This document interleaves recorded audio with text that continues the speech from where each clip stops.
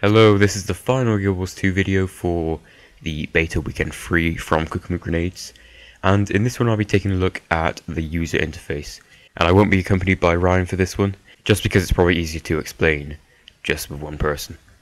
So you might wonder why I'm actually doing this. Well, I think you can probably learn a lot if you don't know much about Guild Wars 2 from the interface, and even if you do know a lot about it, you probably haven't seen all of these menus before. So let's get started. And we're going to start with the first thing that you'll see when you log into Guild Wars, and this is the character selection screen. Now you can see I have one character who is Matty Plant, who you might have seen in the other Guild Wars 2 videos from us. He is a Sylvari Elementalist, as you can see on the left side, which gives you all the information about his character. He's level 8, he's got a 4% map completion, he represents the Cooking with Grenades guild, and you can see the area that he's currently in. Now at the bottom we have 5 slots for the character. There is pretty much there's room for one of each race, because there's 5 races obviously, but also you can mix and match that up as much as you want. The bottom right has just the generic play, create and delete buttons. Obviously create will take you to a character creation screen, which is actually quite interesting. It's got the same kind of painterly style as the rest of Guild Wars. The bottom left has logout and world select, and if you didn't know, Guild Wars 2, you have to join a server to be part of it, and you can't really, well, you can leave the server, but you have to usually pay money to do it, unless you guest on a different server. And in this case, I was in the Gunner's Hold server. All the servers are named after places within the Guild Wars universe. And so yeah, that is where you can select your different server if you don't like your current one, or you can guest in a different one where you can join a friend and party with them, but you wouldn't be able to do World versus World and represent that team. In the top left we have just normal options, but then the most interesting part of this is the right side of the screen, where it shows my name with my ID, and also to the right of that we have a achievement score, and mine is 78, as you can see. It's next to a little ArenaNet logo, and that's obviously you get those for doing achievements daily and monthly and all the core ones. And then under that we have account-wide achievements. There are 7 of those, and they are quite big things really. The top one I believe is 100% map completion, and that is going to take you a while. And then there's a few more. I'm not entirely sure what the others are, honestly, but yes. But that's about it for the character selection screen. And so we're moving on to the HUD now. This is your heads-up display when you're actually playing the game. And my character's in the middle, as you would expect in a third-person MMO like this. And there are a lot of the generic kind of MMO things that you would expect to see, but there are also some other interesting things here. So let's start at the bottom with the generic skill bar, which is kind of unique actually, where the skills on the left side are your weapon skills, and then on the right you have your healing, free slot skills, and an elite skill. Now if you missed our combat video, you can click the annotation on the screen now to go to that, and we explain this in more detail. We also talk about looting and some other stuff like that, and underwater combat. So yeah, this layout is what you'd expect really. Above that you can also see some F1, F2, F3 and F4 buttons, and those are pretty much unique to Elementalists. Those are actually my attunement, where if I choose a different attunement I will get different spells depending on the weapon I have. In this case I had air, which is pretty much electric, and I would be able to change to water, fire or earth. Now some other classes do have a similar thing, but this isn't in all of them. For example, warrior doesn't have anything there apart from a particular skill that they have.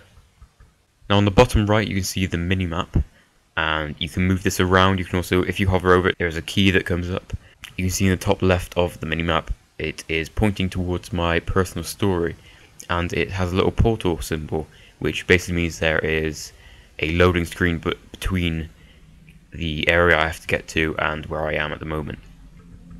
Now under that, at the very bottom of the screen, you have a orange bar, and this is your experience bar. On the left side you can see 5 down to 8, and on the right side you can see 9. 9 is the level that I am going up to, 8 is my current level, and because I'm in a lower level area, I'm being scaled down to level 5 in this picture. On the left side you can also see the chat box, which in this case is displaying a combat channel, and you can make your own channels using the little plus next to combat. The main one will have just people talking mostly, while combat has people dying and doing special attacks. And also you can add other things like trading and whatever you want. You can just tick a box and create your own channel. Above that is the party. In this case you can see Ryan is online. He is level 8 by the look of it, and you can see that he's a guardian by the little symbol next to his name, next to his head rather. But his character is actually blacked out at the moment because he isn't online at the time of this picture being taken. The little icon above that, you can use that to search for party members and to add people. It's quite interesting. Once someone is a part of your party, they will always be displayed on the minimap if they're online, and even if they're not online, you can also see where they were last. Next up in the top right we have the quests, and for this picture I got 3 quests at the same time. If you don't know about the questing system, you can have a look at our quest video, which covers this in more detail.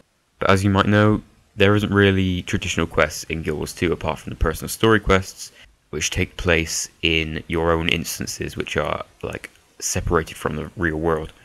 Underneath that we have a task, which is Honor of the Spirit Bear. And under that you can see a area goal, which is defend the bear shrine from the Sons of Svanir.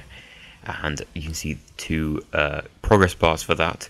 That's because I have that one clicked at the moment, so if I wanted to see the progress of Honor the Spirit Bear, I could just click the name and it will drop down. If I was to move out of the area though, those defend the bear spirit thing and Honor the Bear Spirit would actually disappear from that area, so that I don't have to worry about that. But again, if you want more information on that, you can take a look at the quest video. You can click the annotation or go into the description after the video. And that's about it for the HUD, apart from the buttons in the top left, which I'll be covering over the next few minutes. And next up is a map which you can access through the M key, and this will show you pretty much where everything is, as any map would. The areas that you haven't discovered yet are kind of blurred out. In this particular scene you can see a task, you see a waypoint, a skill point, some various things that you might have seen in our questing video. There's also a vista near the top, which shows you a panoramic view of the area, which is quite a nice addition. Now the main UI features on this map are to the left and to the right. So you can see on the left side we have a world completion and area completion percentage area. So for the Wayfarer Foothills area completion we've got 24% because we found 1 task, 8 waypoints, 4 points of interest, 2 skill points and 2 vistas, and that is accounted towards 4% of the actual world goal. Although it hasn't just been that area, I discovered a few areas before that, so those have also accounted towards the 4% goal. When you get that up to 100% on the area completion goal, you will earn a little prize, and you get one for every area that you go into. I won't actually say what it is, but I did earn it in the last beta weekend and it was quite nice. Now on the right side we have a little scroller bar, and this does exactly what you'd expect it to. It will scroll in and out of the world, and on the very last one you can see pretty much everything. But if you're really zoomed in like this, you can see just the area and what's around the area that you're currently in. Now you can also do a few more things with the map, and this also applies to the mini-map. So you can ping your area, which you might remember in Guild Wars 1, if you double clicked the map, it would ping, it would send a red circle out to your party members so that they can see what you're doing, or if you're trying to point something out. It's quite interesting. You can shift and click the map to do that. And also you can alt and click to set a personal waypoint, which will show up as a white star, which is just near my character on this picture.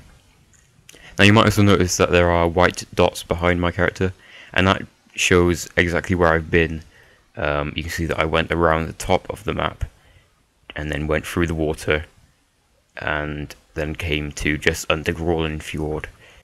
So that's quite interesting if you want to maybe track your steps back to where you came from. You can also see to the left of my character there is a skull and crossbones on the map, and that pretty much just signifies that someone has died there. So I could go over to them and heal them or resurrect them. So now we're moving on to the hero menu, and you'll be using this a lot for various other things. And we're starting with the equipment tab. This is pretty much where you'll be kitting out your hero. You can see here that you have your hero in the middle. You can rotate his model as well, so you can see all the parts of the armor. And you can also see his weapon on his back. Now this is where you'll be equipping the weapon and armor from the left side, and you have a column there which will only show armor and weapons that you can actually already wear or use. It won't show things if you don't have the level to use them, and it won't show things if you don't have the profession to use them. You can see to the right side you have the attributes and also attack power and health and things like that. Under that you have 6 slots for things like earrings and rings and a cape. And under that you also have gathering materials, which is a sickle, an axe and a pickaxe, which you can use to gather materials which you can craft things with. I will get to that later. Under that you have underwater things, so you have on the left a rebreather, which allows you to breathe forever underwater, and on the right you have your underwater weapon. You can see at the top above the character that there are 2 icons. The left one is your armor, and the right one is your town attire. If you attack something while you have your town clothes on, you will actually be changed back to your hero clothes or your armor. But there is also another thing on the top left of that, and you can see it is a little pipet with a drop coming out of it, and this allows you to dye your clothes. Now in Guild Wars 1 you had to buy individual dyes. You could mix them up and create some interesting colours, but in Guild Wars 2 the dye system is very different, where you can unlock dyes and you can use them infinitely. So you can see here you have a grid of dyes on the left side. Most of them are starter at this point, but I also have one common dye which I found after killing something, which is pretty much just another shade of brown, which seems to be most of the colours I unlocked were browns. But I also got some golds and blues in the last beta event, and also got a nice bright pink which I went around in for a while. And you can see on the right side next to the character you have the actual colours that are being used on the clothes. So here I used a blue dye on the trousers just to show you kind of what it's like. And you just click on a colour and click on the square or box to dye it, and that's how it works. You don't have to buy any dyes. You can buy dye just to unlock them, and also you can buy them with gems later on when you buy some gems or unlock them or whatever. But that's pretty much it from the equipment tab. So next we're going to move on to the skills and traits tab. And if you watched our combat video, you should be pretty much familiar with this by now. This page shows you your weapon skills, and it also shows you which weapons you can actually have as your profession. So through this menu you can see that I have a scepter and a two-handed weapon, a two-handed staff, which I can use. If I scroll up, I also saw that an elementalist can actually wield a dagger, which is quite interesting. And there's other things underneath that, things like offhands. And this will basically show you everything that you can wield, and also the skills that you have for them. And you can see that most of these are locked at this time. The scepter, all 3 of the skills are unlocked, but you can see under that there's a grid of 9 skills which haven't been completely unlocked. Those are for different attunements in it as my elementalist. Under that is my staff. You can see that I have 5 skills for the air / electric tree of that, but I don't have anything for fire or water or earth underneath it, which you can't actually see. So this will just basically show your progress with this stuff. Next up we have the slot skills, and we also explained these in the combat video. But you can have, at the top you have your healing spells, and I unlocked one of them through skill points. and under that you have your utility skills. So I've got grasping vines equipped there, and I've got a few more unlocked. And then as you buy more of them, so if you buy 5 of these skills, you can actually unlock the next row of skills, which cost a bit more. And when you have 5 of those, you unlock the next row of skills. And you can unlock the slots of those skills later on in the game. Now unfortunately I can't show you traits because I didn't get that far in this beta release. But they are essentially skill trees. You can put points into each tree how you see fit. And then you will get certain bonuses depending on those trait trees. The next tab is for your personal story, and you can see that I didn't get very far in this. I've only got 3 little tabs there. I believe you will get things added here as you progress in the story, but I only actually did the very first part of the personal story for me, because I was mainly spending my time doing tasks and just taking a look at areas really. But it also shows you your current one. Mine is Mockery of Death, and it will show me where to go for that and exactly what to do, which in this case is discuss your dream with Kaif. And the next tab is for crafting, and this is where you can choose 2 expertise to craft for. In this case I chose Artificer and Armourer, and with these you can make your own things. So in this case I can make staffs. You can make other things like weapons, armor, depending on your class, and you can essentially just choose 2 of them from anywhere. Now this menu will show you the types of things that you can already make. So in this case I am hovering over a green focus core, which can be used to actually make a focus. I will need another part, namely the green focus casing at the top, to actually be able to make it, and maybe something else. But I can make this particular component using wood planks, which I can get from a tree if I harvest it with an axe. Now you can also find crafting areas around the world, and these will give you crafting benches, and you can use these to discover your own recipes. You will get this screen, but there's also another screen where you can just put components into these slots and just see what comes out. And you can use that to make things like inscripted weapons or just whatever you can think of really. You can see here that I didn't really use much crafting in this beta weekend because I haven't actually progressed at all in my artificial rank. But I did get quite far with the beta weekend 2, and I was able to make things like metal cases which I could use as extra storage, which served for something like double the capacity of a normal bag. So it's quite useful. I didn't see those for sale anywhere, so being able to make those things out of things that you can just find on the floor is very useful. Next up we have the achievements page, and you can see here that I'm taking a look at the monthly achievements. I've got 6% completion. These will obviously change every month. Above that you can see daily achievements, which change every day, every 24 hours. And under that you have the core achievements, things like Slayer, Hero, Explorer. And you also have Hall of Monuments down there, which is disabled in this beta. And for doing these achievements you will earn the achievement points. My points are 78 in this picture. You can also earn titles. I don't have any, obviously. And also for doing daily and monthly achievements you can get prizes like money. So the achievement system is pretty basic, but it's interesting nonetheless. It is sure to make you kind of come back and try to finish them, although there are some quite hard ones. There are things like World vs. World where you will have to fight against other players to actually get it. But there's things for everything here, like crafting and exploring and fighting, so there's something for everyone. And the final tab for the hero menu is something that I didn't actually cover because I didn't know it existed, and this is PvP.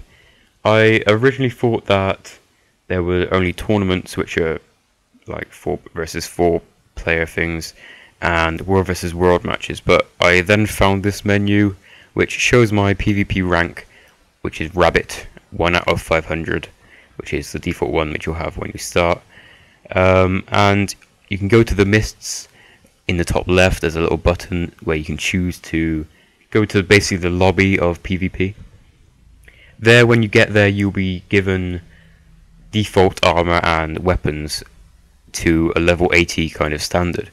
And this makes everyone pretty much equal, where in World vs. World you are scaled up to level 80, but you have to use your own skills, and so if you haven't unlocked an elite skill and other people have, then you're kind of at a disadvantage there. I can't really talk much about PvP though, because I haven't played it, as I mentioned, but it looks interesting. I'll be sure to give it a try in the full version. But that's all for the hero tab. So next up is a screen that we wouldn't be able to do anything without, and that is the inventory screen. Here you can see I have pretty much filled up my inventory.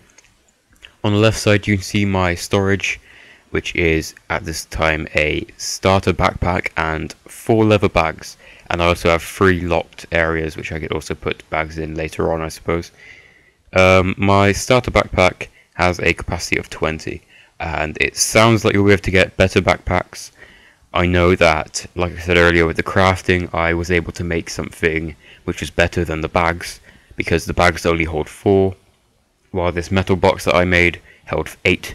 But the inventory system is pretty much what you'd expect it to be, apart from there is a search function which is really nice, which you can type in something like bow, and it will come up with everything that has bow in the title throughout all of your bags.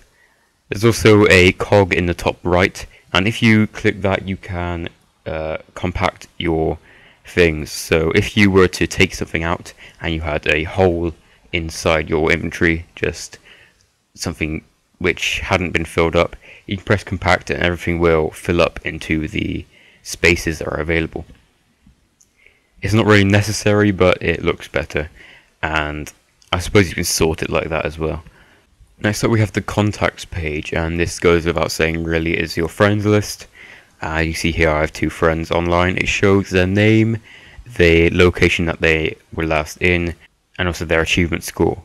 You see that both of the people on this list are offline at this time, but you also have a search function at the top, which is interesting, and you can also add people through that. There's also a party search within this contacts list in a tab underneath, although I haven't used it, but there isn't really much more to this, so let's move on. And this is the mail menu.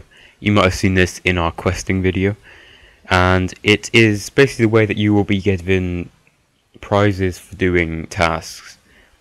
So here I got an email from the Shaman Vigmar, who gave me 52 bronze for doing his little quest nearby, his task.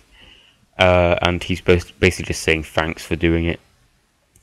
All I will do with this is take the money and delete the message.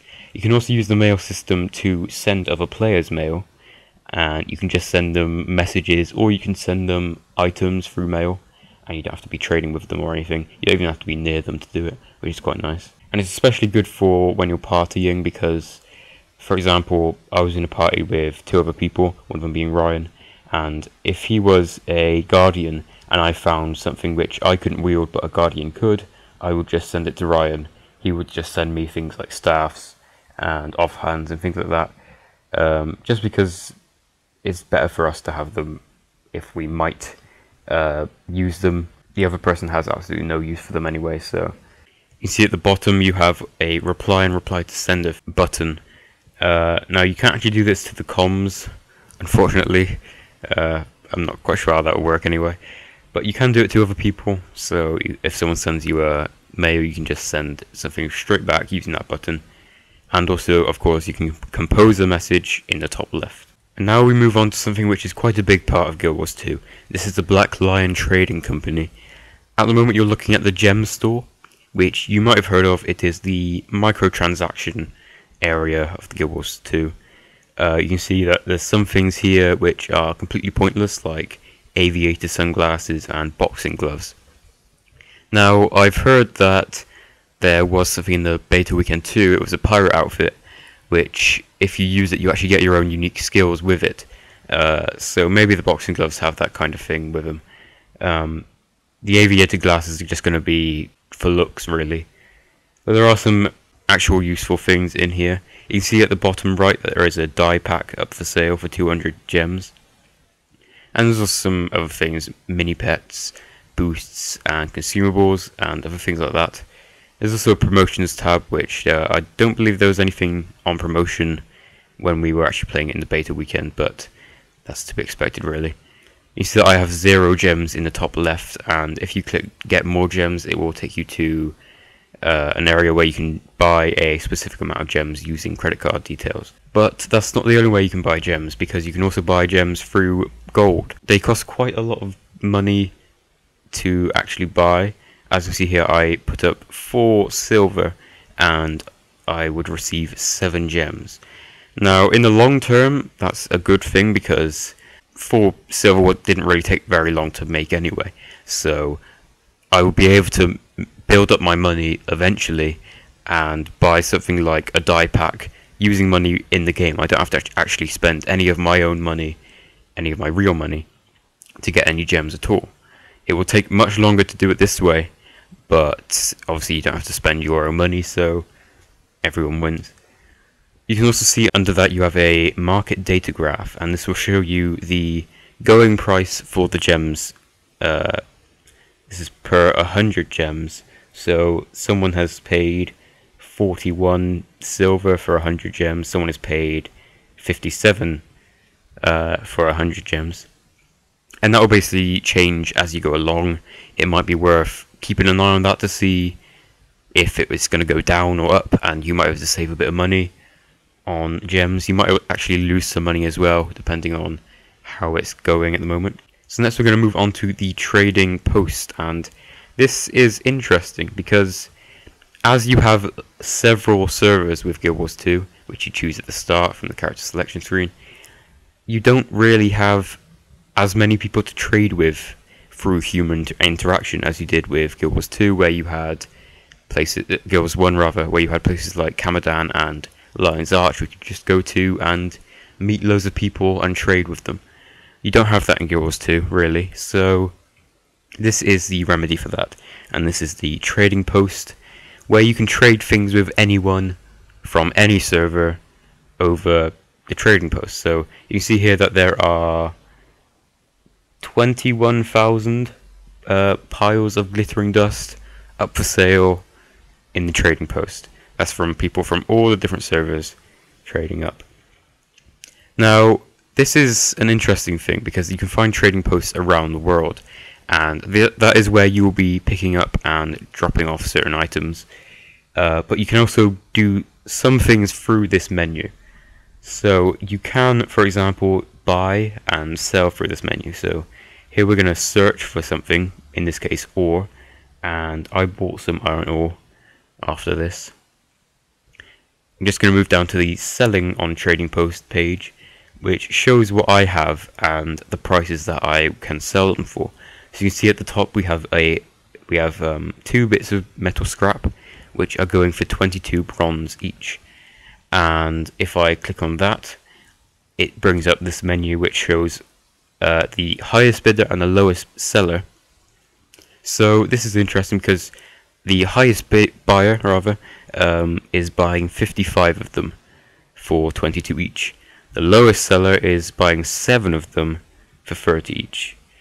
And that basically means that you can sell a lot of them in bulk for slightly a lower amount per unit, or you can buy, or you can sell them rather separately for a slightly higher amount per unit.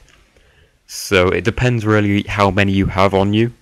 If you're going to buy a lot, then you should probably set the price slightly lower and in bulk. Here I sold both of them to the lowest seller, so I got 60 bronze for 2 bits of metal scrap. And here you can see my transactions, so you can see that I sold 2 for 30 each seconds ago, and that will just list over time. And also we have the pickup page, and you also see that I'm getting attacked in the background here by the red aura around the screen. But this is my pickup menu, and I will actually need to go to a trading post to pick up this stuff. So I've bought 5 iron ore, and I will need to go over to a trading post, and the nearest one is in the starting area of the Norn, which I'm around at this time. I've also had something where in the last beta weekend I sold a mini pet through this for something like 12 silver, and I had to pick up the money through the trading post, so I didn't get that instantly. I think in this case I actually did get the 60 bronze instantly, But I like this system, it's quite interesting. You don't have to be online to be trading constantly 24/7. Some people like that. I kind of like the human interaction of trading in Guild Wars 1, where you can kind of haggle people down a bit and have a bit of banter about it. But I suppose there is also flaws to that. There's scamming and things like that, but you can't really scam people through this because you just put it up on the trading post and they buy it off the trading post. So it's a middleman essentially. It's a good idea. I like it. I like how you don't have to be online constantly just trading, which I've done. I've done it for like hours in Guild Wars 1, and it isn't fun. It really makes you very bored, and you have more time to actually play the game here, and you could just be playing for hours and then later realize that your mini pet has sold for 50 gold, if it's that expensive. But yeah, that is all from the Black Lion Trading Company tab, which you can access through the icon in the top left. And next up we have the guild menu, and I'm not actually going to cover this at all because we made a separate video for this. So you can click the annotation on screen right now, or go to the description after the video has ended, and you will be able to go and watch the guild video. It's about 8 minutes long, and it pretty much covers up everything that is going to be happening in guilds in Guild Wars 2. And finally, the World vs. World menu. This allows you to jump straight into a World vs. World game at any time. That's through the button on the top which says Go to World vs. World. And it also shows you the stats for your world in the World vs. World kind of tournament. You see here that the Abaddon's Mouth world has pretty much dominated us.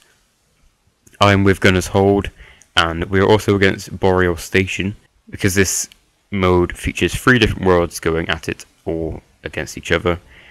And you can also see the contested areas on the bottom right, which will show you areas that might be capturable if you were to go into the game. And you also see your world bonuses, and I don't have any world bonuses because Gunner's Hold have hardly anything actually with them.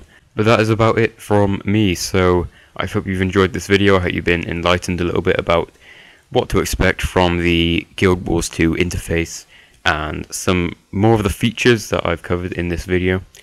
If you have any questions, please don't hesitate to ask them in the comments below. But for now, that's it from me. Thanks for watching. Please like, favorite, and subscribe for more like this, and I will see you next time.